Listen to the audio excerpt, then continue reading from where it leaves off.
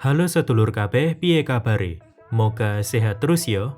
Kali ini aku akan membahas sebuah film berjudul Oke Madam. Menceritakan ketegangan dari seorang hacker dan agen rahasia dalam menangani kasus pembajakan pesawat.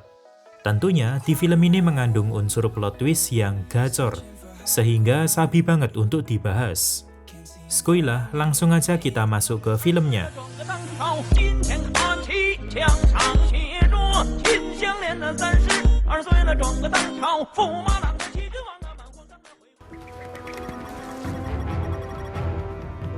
Tahun 2009 di Mongolia, dua pasukan khusus Korea Utara sedang ditugaskan untuk menyelinap ke sebuah gedung.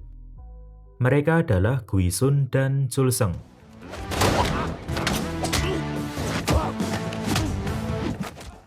Namun di tengah tugas, Guisun ditelepon oleh ayahnya untuk membatalkan misi dan menyuruhnya untuk jangan percaya pada siapapun, karena orang-orang di sana hendak membunuhnya. Mendengar hal itu, ia mulai mencurigai Chulseung rekannya sendiri, menembaknya lalu bergegas pergi. Sementara itu, tiba-tiba ayah Guisun didatangi oleh seorang musuhnya kemudian dibunuh. Entah apa yang sedang terjadi, nanti kita akan ketahui bersama.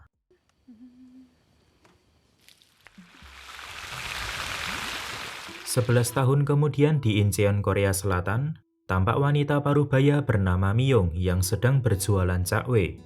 Dagangannya ini laku keras karena diminati banyak orang. Diperlihatkan juga Suk-wan, yaitu suami Myung yang bekerja sebagai ahli reparasi barang elektronik. Di sini, ia membeli banyak minuman vitamin C demi mengincar salah satu hadiah berupa mesin cuci untuk menggantikan mesin cuci di rumahnya yang sudah bobrok.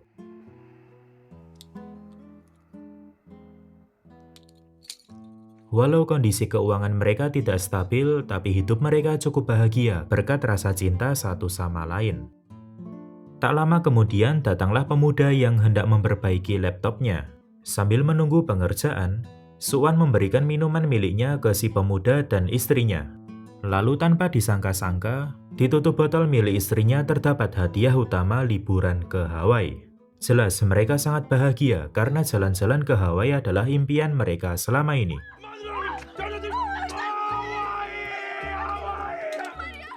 Sayangnya kesenangan itu tidak berlangsung lama karena Myung berubah pikiran. Ia merasa akan mengeluarkan banyak uang saat liburan nanti. Belum lagi kalau harus menutup toko beberapa hari maka akan sangat merugikan.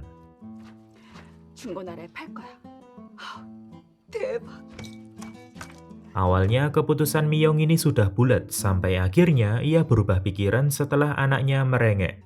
Anaknya yang bernama Nari mengeluhkan hidupnya yang sangat sial.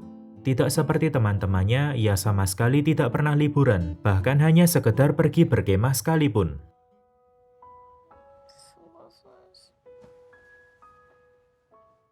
Hati keibuannya pun merasa iba, dan Myung memutuskan untuk pergi liburan ke Hawaii.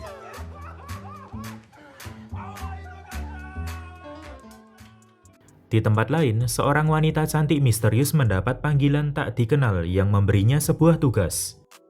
Beralih lagi ke tengah kota, tampak seorang pria berjaket hitam ditugaskan oleh atasannya untuk menangkap buronan bernama samaran Magnolia. Ternyata pria berjaket hitam ini adalah Chulseung, pasukan khusus dari Korea Utara yang masih hidup setelah ditembak Guisun beberapa tahun silam. 2 hari kemudian Chulseung mengutus bawahannya untuk menangkap Magnolia. Pasukan ini dipimpin oleh seorang kapten bernama Jang. Setelah diadakan briefing singkat, aksi pun dimulai.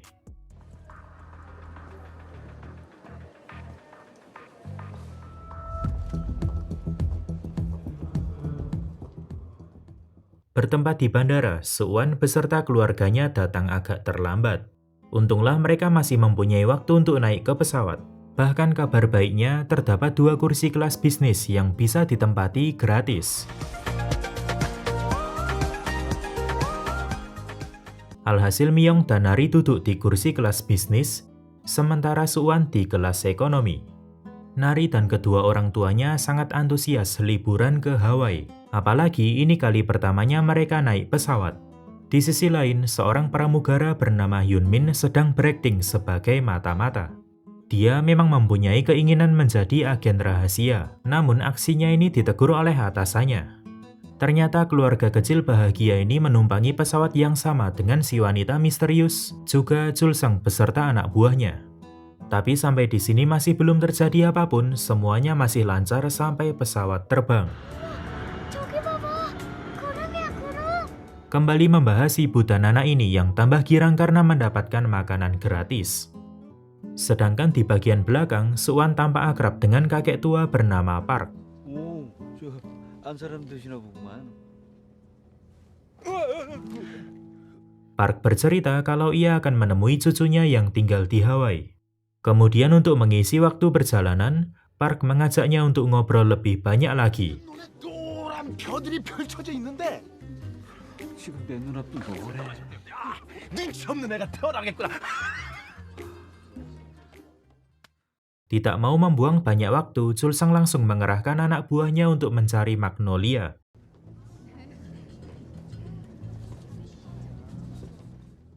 Sementara itu, wanita misterius ini menyadari sesuatu dan langsung bergegas menuju toilet. Tak mau kalah, Myung juga hendak ke toilet karena panggilan alam alias kepising. Sayangnya di toilet kelas bisnis sudah diisi oleh wanita misterius tadi. Tidak bisa menahan lebih lama lagi, ia langsung menuju toilet di kelas ekonomi. Namun sebelum itu, ia sempat menitipkan nari kepada ayahnya yang sedang asik mengobrol. Dan untunglah ibu-ibu ini bisa ngising tepat waktu. Bolak-balik ke sana kemari, bawahan Chulseng tak kunjung menemukan Magnolia. Sehingga Chulseng memutuskan untuk memakai rencana kedua, yaitu membajak pesawat. Yaitu dengan tujuan untuk memfilter semua penumpang agar mudah menemukan Magnolia. Di sini pramugara Yunmin tanpa sengaja memergoki salah satu anak buah Chulseng yang sedang menggerutu setelah mendapatkan misi baru. Ia pun curiga dan melaporkannya pada kepala pramugari, tetapi ia malah dimarahi karena dianggap terlalu banyak main-main. Bersamaan dengan itu, pesawat mulai mengalami turbulensi. Semua penumpang dihimbau untuk duduk dan mengenakan sabuk pengaman. Tetapi tidak dengan Chulseng. Ia malah beranjak dari tempat duduk, menyingkirkan kepala pramugari, serta menumbangkan Hyunmin dengan satu pukulan. Disusul dengan anak buahnya yang mulai melancarkan aksi. 손 들란 소리 못 들었냐? Mereka mengancam para penumpang, lalu menggiringnya untuk berkumpul di tempat yang sama, tidak terkecuali Suwan dan anaknya. Keadaan pun semakin panas, di mana Chulseng memaksa masuk ruang kokpit dengan menyandera seorang pramugari. Setelah masuk, ia pun menyuruh pilot untuk merubah rute penerbangan. Dalam aksi ini, salah satu pembajak malah terjebak di sebuah ruangan karena pintunya tertahan sesuatu. Apes dah. Sementara itu, Myung masih belum menyadari kalau pesawat sedang dibajak. Ia pun malah asik berdandan. Di tempat lain, Badan Intelijen Negara atau disingkat BIN mengetahui adanya pembajakan di pesawat. Mereka juga menentukan tersangka sementara yang tidak lain adalah Gui Sun, si agen rahasia Korea Utara di awal film tadi. Ternyata, ia masuk dalam daftar orang paling dicari selama ini karena telah membelot dari Korea Utara ke Korea Selatan. Kembali ke pesawat di mana para wanita dikumpulkan menjadi satu untuk mempermudah pencarian. Di sini, Chulseng mendapati seorang wanita misterius yang dicurigai adalah Magnolia. Merasa dirinya terancam, wanita ini berusaha untuk kabur namun tertangkap oleh Kapten Zhang. Cukup lama di toilet, akhirnya keberadaan Myung diketahui oleh salah satu pembajak dan tiba-tiba menyerangnya. Namun terjadi hal tak terduga di mana ibu satu anak ini bisa menepis semua serangan, bahkan melumpuhkannya. Berpindah lagi ke BIN, diketahui bahwa Gui Sun adalah Myung yang telah melakukan operasi plastik. Memang wajahnya dibuat tampak lebih tua untuk menyempurnakan penyamaran. Dan ternyata Magnolia yang selama ini diburu Chulseng adalah Gui Sun alias Myung. Lalu, siapa wanita misterius ini? Ia adalah aktris terkenal bernama An Sera yang sedang berusaha menutupi keberadaannya dari publik. An Sera sempat dicurigai oleh Chulseng karena paras dan perawakannya mirip Gui Sun di masa lalu. Setelah itu, Chulseng mulai menyiarkan pengumuman di mana ia meminta Magnolia segera menyerahkan diri.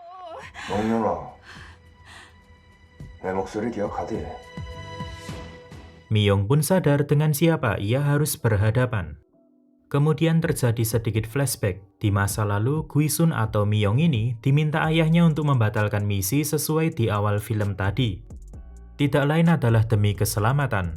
Bahkan, si ayah juga menyuruhnya untuk pergi ke Korea Selatan, membuat identitas baru dan menjalani kehidupan normal yang bahagia.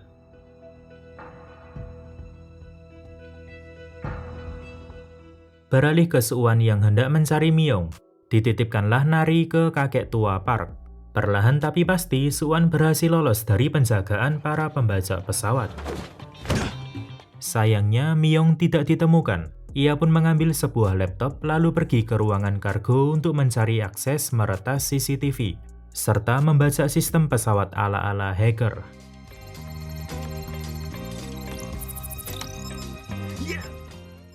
Di saat yang sama, Hyunmin diminta oleh seorang pembajak untuk menunjukkan daftar penumpang. Tujuannya tidak lain adalah untuk mengetahui identitas asli Magnolia saat ini. Tanpa disangka-sangka, ternyata Miyong sedang bersembunyi di atas dan langsung menghajar pembajak ini sampai semaput.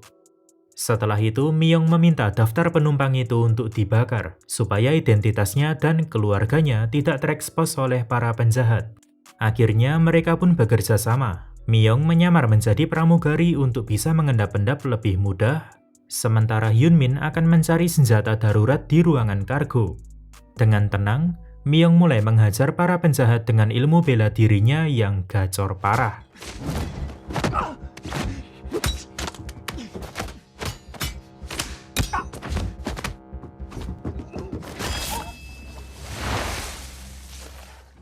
Di kabin berikutnya, Miyong masih harus baku hantam. Ia pun terpaksa menutupi wajahnya agar tidak terlihat oleh anaknya. Namun, itu semua tidak menghalangi aksinya untuk berlaga layaknya jagoan bela diri. Sementara di sisi lain, Suwan berhasil meretas CCTV serta mencari tahu identitas lengkap Chul Seng. Ia pun kaget bukan main mengetahui bahwa Chul Seng adalah agen rahasia Korea Utara. Lalu bagaimana Suwan bisa mengakses semua data ini? Ternyata ia adalah mantan anggota BIN. Entah bagaimana caranya, ia juga bisa menghubungi markas BIN untuk menginfokan keadaan saat itu. Sayangnya pihak BIN tidak mengizinkannya untuk terlibat lebih jauh karena ia sudah bukan merupakan anggota BIN. Tak berselang lama, Hyunmin datang ke tempat Suwan dan hendak menyerang diam-diam. Tetapi bisa dengan mudah ditepis. Singkatnya, Hyunmin tahu kalau Suwan ada di pihaknya. Kini ada 3 orang di dalam tim termasuk Miyong. Namun suami istri ini menjalankan aksinya tanpa saling mengetahui satu sama lain. Masih belum menyerah, Suwan mulai membajak kemudi pesawat lalu mengembalikannya ke rute awal. Tetapi Chul Seng menyadari aksi itu melalui CCTV yang mengarah ke Suwan, dan alhasil tertangkap. Di sisi lain, Hyunmin sudah meninggalkan ruangan kargo karena tidak menemukan senjata. Ia merangkak di bagian atas pesawat lalu masuk ke sebuah ruangan untuk mengambil senapan kejut. Ternyata, ini adalah ruangan yang sama di mana penjahat apes tadi terkurung. Sementara itu, Miyong masih terlibat pertarungan sengit, kali ini dengan Kapten Jang. Walaupun sempat tersudut, akhirnya ia bisa membuatnya ambruk. Masih di tempat yang sama, tiba-tiba Chul Seng datang. Tampak raut muka yang cukup sengit di antara mereka berdua. Kemudian disusul dengan kedatangan Suwan yang berhasil ditangkap. Di sini, Chul Seng juga membongkar identitas Suwan sebagai anggota BIN. Dan jelas itu membuat Miyong kaget bukan main. Pasangan ini pun dibawa ke sebuah ruangan, melewati orang-orang di dalam kabin termasuk Nari yang tampak syok melihat ayah dan ibunya tertangkap. Begitu pula dengan Hyunmin yang diam-diam mengawasi dari atas. Untuk membuat Nari tenang di kondisi sulit ini, si kakek tua Park memberikan sebuah boneka yang seharusnya diberikan pada cucunya di Hawaii. Selama ini, mereka sama-sama menyembunyikan identitas di masa lalu. Suwan mengakui bahwa dia pernah bekerja untuk BIN, yaitu untuk mengawasi Miyong yang baru saja pindah ke Korea Selatan saat itu. Pernyataan ini pun membuat Miyong sedih. Namun Suwan menambahkan kalau cintanya benar-benar tulus pada istrinya itu, bukan karena tuntutan pekerjaan atau yang lain. Cerita flashback ke masa lalu, di mana Suwan menyamar jadi gelandangan untuk mengawasi Miyong yang dikenal kejam. Namun kenyataannya, ia malah melihat wanita dengan hati yang lembut dan baik hati. Sejak saat itulah, Suwan mulai jatuh cinta dan mereka berdua pun menikah. Masalah soal masa lalu Suwan sudah selesai. Sekarang giliran Miyong yang bertanya, 목련아해도 괜찮아? dan Suwan menjawab bahwa itu bukanlah masalah. 당신은 이 우석환이의 유일한 아내이자 우리 딸 오나리의 엄마니까 누구여도 뭐여도 상관없어.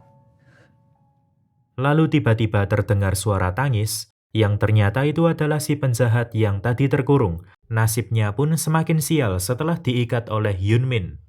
Kejadian tak terduga kembali terjadi, di mana Jang malah berkhianat pada Chulseng. Ia memiliki rencana yang berbeda, di mana hendak menjual Miyong dengan harga yang tinggi karena tahu bahwa Miyong adalah orang paling dicari di Korea Utara. Jang juga menambahkan kalau ia dan anak buahnya akan pergi menggunakan parasut, sementara Chulseng akan dibuat jatuh bersama pesawat itu. Namun Chulseng tidak ingin hal itu terjadi karena di pesawat itu mengangkut orang-orang tak bersalah. Sempat Chulseng melawan, sayangnya ia tetap tersudut. Kemudian Jang meminta pilot untuk terbang lebih rendah agar ia bisa kabur menggunakan parasut. Walaupun itu berbahaya, namun si pilot terpaksa menurutinya. Akhirnya, Chulseng dikurung bersama Miyong serta Suwan, dan disinilah kebenaran mulai terungkap.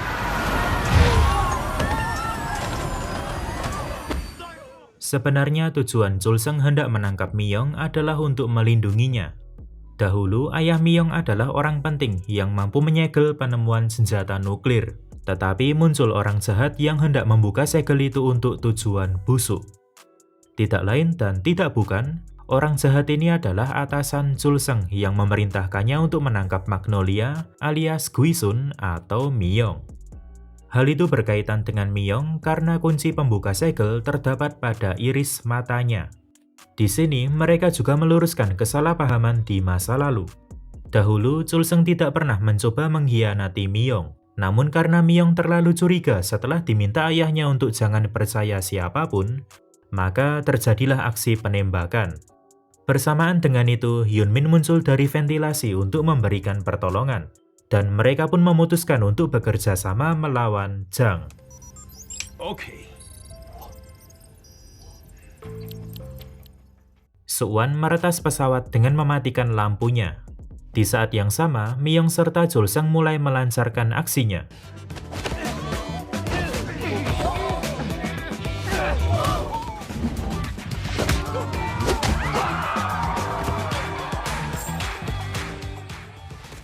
Singkatnya, semua penjahat bisa dilumpuhkan termasuk Jang. Keadaan pun kembali normal dan pesawat kembali ke jalur semula. Saat Chulseng mengemasi barangnya dan hendak pergi menggunakan parasut, tiba-tiba kakek Park muncul, menembak Chulseng sambil menyandra Nari. Ternyata kakek ini adalah atasan Chulseng atau bisa dibilang ialah pembunuh ayah Miyong 11 tahun lalu. Si kakek juga mengungkapkan kekecewaannya pada Chulseng karena sudah mengkhianati organisasi mereka. Chulseng sama sekali tidak mengetahui keberadaan atasannya itu di dalam pesawat karena selama ini kakek Park selalu menyembunyikan identitasnya, bahkan pada anak buahnya sekaligus. Setelah itu, si kakek menyuruh Miyong untuk ikut bersamanya apabila mau anaknya selamat. Suwan yang merasa emosi hendak menembaknya dengan senapan kejut. Sayangnya alat itu tidak berfungsi. Ia pun malah ditembak di depan istri dan anaknya. Sangat terpaksa, Miyong harus ikhlas dibawa pergi demi menyelamatkan Nari dan orang-orang di pesawat. Namun sebelum loncat dari pesawat, Miyong memberi kode pada Nari untuk melemparkan bonekanya. Kemudian ia membuang boneka itu keluar lalu menjatuhkan si kakek yang sedang lengah. Ternyata si kakek sudah menaruh bom di dalam boneka untuk meledakkan pesawat. Sebagai agen rahasia, tentunya Miyong bisa mengetahui hal itu. Lalu bagaimana Nari bisa tahu kalau harus melemparkan boneka? Itu karena sebelumnya Miyong sudah membisikkan rencana ini pada Nari. Wah, untunglah Suwan masih hidup walaupun sempat tertembak. Semua itu berkat Kevlar pemberian Chulseng beberapa waktu lalu. Setelah itu Chulseng pamit dan menitipkan Myong pada Suwan. 우리 규준이 잘 부탁한다. 야, 남의 여자를 왜 내 여자를 네가 부탁하는데? 그리고 Di sisi lain, para penumpang mulai menangkap para penjahat serta mengikatnya. Sementara itu, anggota BIN mendapat info kalau pembajakan pesawat sudah ditangani, dan pesawat lanjut terbang ke Hawaii. 가라고 가. 오이씨.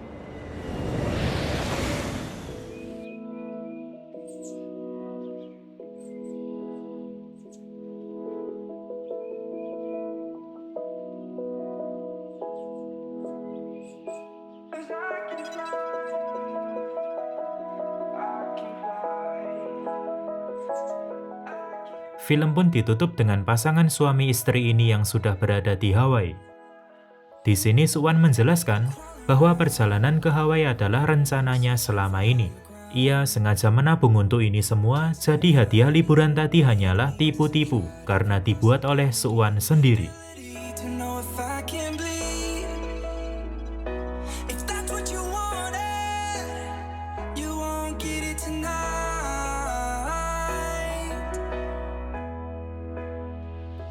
'Cause I can fly.